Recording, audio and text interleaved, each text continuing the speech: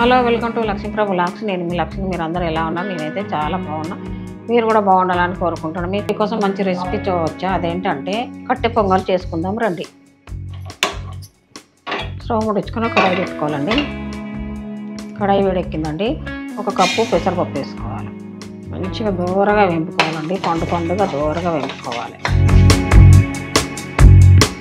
పెసరపప్పు మంచిగా వేగితే కట్టె పొంగలు చాలా కమ్మగా ఉంటుందండి.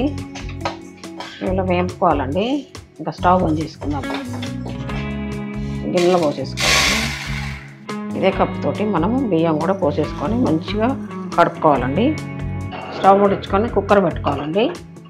1 స్పూన్ నెయ్యి వేసుకోవాలండి. ఇది వేడెక్కిందండి. మనం పెసరపప్పును బియ్యం వేసుకొని కొంచెము నెయ్యిలో మాడిపోకుండా వేపాలి. మనం దీంతో 6 కప్పులు వేసుకోవాలండి.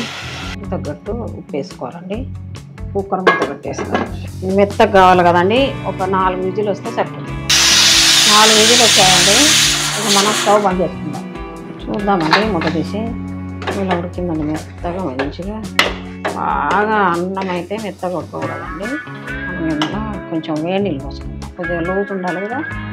వేడి నీళ్ళు పోసుకుంటే బాగుంటుంది. బాగా కలుపుకోవాలండి. కొద్దిగా స్టవ్ ముట్టించి కొంచెం ఉడికిద్దాం.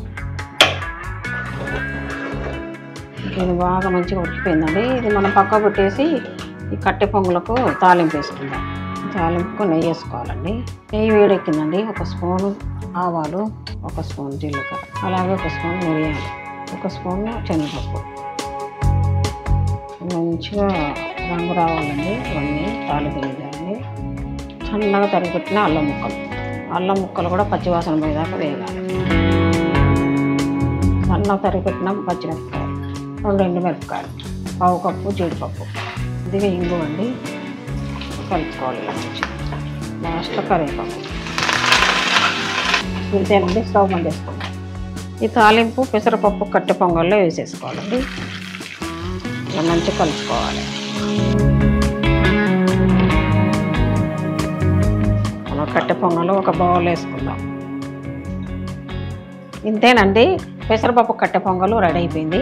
భలే కమ్మగా వాసన వస్తుంది. నోట్లో వేస్తే కరిగిపోతుందండి. చూద్దామండి. నోట్లో వేసుకొని కరిగదీస్తాను. నిజంగా అండి చాలా అంటే చాలా బాగుంది. రుచిగా ఉంది. అల్లం ముక్కలు, జీడిపప్పు, శనగపప్పు పంట కింద పడి భలే కమ్మగా వాసన వస్తుందండి. కమ్మగా అంటే కమ్మగా ఉంది.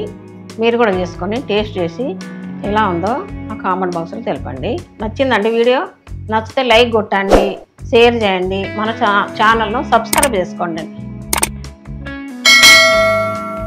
మరో వంటకంతో మీ ముందుకు వస్తా. బాయ్.